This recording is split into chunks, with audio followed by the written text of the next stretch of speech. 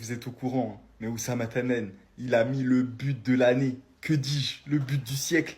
Il a littéralement frappé du rond central et lobé le gardien jordanien pour l'ouverture du score. Et je sais pas si vous savez à quel point je suis fier de ce groupe, hein, mais franchement, ils ont fait une coupe arabe exceptionnelle. Regardez juste leur parcours, hein. 3-1 contre les Comores, 0-0 contre le Oman, 1-0 contre l'Arabie Saoudite, 1-0 contre la Syrie, 3-0 contre les Émirats, 3-2 contre la Jordanie. Sur 6 matchs, 3 buts encaissés, dont 2 dans le même match. Est-ce que vous vous rendez compte le développement du Maroc? À chaque vidéo, je vous le répète. Mais regardez l'année exceptionnelle qu'on a fait. Chan U17, Chan, Coupe du Monde U20, Coupe arabe, finaliste à la CAN U20 et finaliste à la CAN féminine. Mais les gars, à quoi on vient d'assister? Le match de l'année, le but de l'année, la finale de la Coupe arabe? Ils ont tout regroupé en un seul match, c'est quoi ça? C'est quoi ce but de ouf?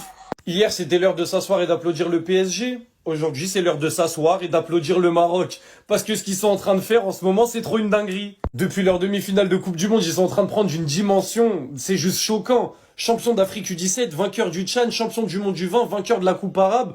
En fait, ils sont en train de choquer l'Afrique, en train de choquer le monde. Ils sont en train de tout rafler. Je me souviens déjà de la cérémonie du Ballon d'Or africain où ils avaient tout raflé. Ballon d'Or féminin, meilleur jeune. Ils ont rien laissé becter. Et encore une fois, ils laissent rien becter. Voilà, ils mènent 1-0 sur le but que je vous ai mis, qui est juste légendaire. Ils se font repasser devant 2-1. Ils égalisent à la 88e minute pour arriver à 2-2 et ils s'imposent aux prolongations. Faut s'asseoir, faut applaudir la nation marocaine. En ce moment, c'est trop une dinguerie ce qu'ils proposent. Et là, pour la CAN, mon favori personnellement, c'est le Sénégal. Mais là, ils sont en train de me dire attention. Attention, nous aussi, on est très très bouillants. Non, les Marocains, franchement, bravo. Franchement, bravo, là, ce que vous êtes en train de proposer en ce moment, il n'y a rien à dire, c'est du grand niveau, c'est du grand football. De tout rafler comme ça, il y a très peu de nations qui arrivent à tout rafler comme ça d'un coup. Donc on s'assoit, on applaudit, et le trophée est totalement mérité, vous êtes juste choquants. L'équipe 1 du Maroc, vous avez pas le droit à l'erreur. Champion d'Afrique U17, vainqueur du Chan, champion du monde U20 et vainqueur de la Coupe arabe ce soir.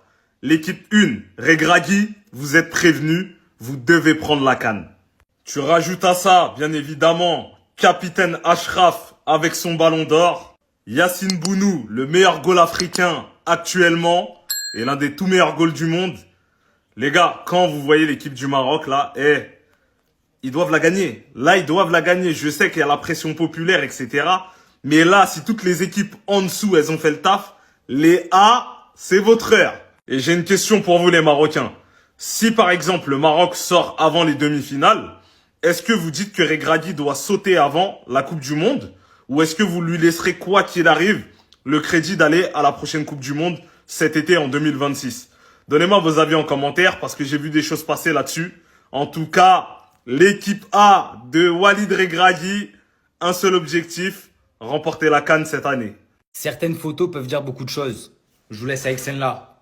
Parce que oui, le boss, Hamdallah, 35 ans, qui vient de marquer un doublé en finale de Coupe arabe face à la Jordanie et qui offre le trophée, la victoire à son pays, au Maroc. Et je te le dis, tu peux enlever le maillot, tu peux brandir ton nom et ton numéro 9. Tu peux même nous sortir la rose. Il n'y a pas de souci, on la prend, tout le monde la prend. Aujourd'hui, comme je vous le dis, il a sauvé son équipe. À la 87e minute, le Maroc, ils étaient menés. Il y avait 2-1. Et il y a un corner, le ballon est dévié. Qui c'est qui est seul au second poteau? C'est lui. Alors après, le but, il est chelou. On va pas se mentir, il rate, ça tape le poteau, ça revient sur lui, il galère, il la met au fond. C'est un but, c'est ce qui compte. Et surtout que c'est un but important parce que ça égalise et ça envoie le Maroc en prolongation. Puis quelques minutes plus tard en prolongation, coup franc pour le Maroc, bord de la surface. Il y a un petit cafouillage, le ballon, il se retrouve dans la surface. Il tente une retournée. Et encore une fois, qui c'est qu'on retrouve au second poteau? Hamdallah. Le ballon, il met au fond des cages, au fond des filets. Et il offre la victoire, il offre le titre au Maroc, à son pays. À 35 ans, il est toujours grand. Même si je sais qu'il y en a qui le critiquent, il est là ce soir. Ça, c'est un grand coach, les gars. Regardez ce que Luis Enrique, il a dit sur Ibrahim Baye. Quand il va revenir de la CAN, ça va lui donner un peu plus de temps de jeu. Il aura de plus en plus de temps de jeu et qu'il aura la confiance toujours du coach. Voilà, les gars. Voilà. Tu vas à la CAN, on te soutient. Tu reviendras, t'auras ta place, y a pas de problème. Ça met pas la pression à son joueur. Ça essaye pas de l'empêcher d'aller à la CAN, contrairement à certains Fabregas ou certains autres coachs aujourd'hui qui, pour le coup, ont rien prouvé en tant que coach, bien sûr. En tant que coach, ils ont rien prouvé, et ils se permettent de mettre la pression à leurs joueurs, ils se permettent de faire les cow-boys avec leurs joueurs, alors qu'à Luis Enrique, qui a fait des choses extraordinaires, qui a gagné les champions avec le Barça en tant que coach, qui a gagné aussi une Ligue des Champions, la première Ligue des Champions du PSG, qui est le meilleur coach du moment. Et tu dis non, il n'y a pas de problème, il va à la CAN, et quand il revient, tranquille. On va lui donner une continuité, et voilà, il aura de plus en plus de temps de jeu, etc. Il aurait pu lui aussi chouiner, ouais, non, mais on n'est pas content, ouais, mais si, ouais, mais ça, non. Et c'est ça toute la différence. Et ça joue énormément dans le mental du joueur, de savoir que son coach le soutient, que au retour, il sait que voilà, il aura sa place, qu'il pourra continuer à avoir du temps de jeu. Parce que on parle beaucoup de la blessure d'Hassane Diao, mais vous savez que la blessure d'Hassane Diao, elle peut avoir aussi un impact énorme sur l'aspect mental. Et je vous parle très sérieusement, je vous parle en tant que kiné du sport. C'est une réalité, les gars. Quand psychologiquement, mentalement, t'es pas bien, quand psychologiquement, mentalement, voilà, t'es là, tu te préoccupes de ce genre de choses, par exemple, c'est là où t'as le plus de chances de te claquer musculairement.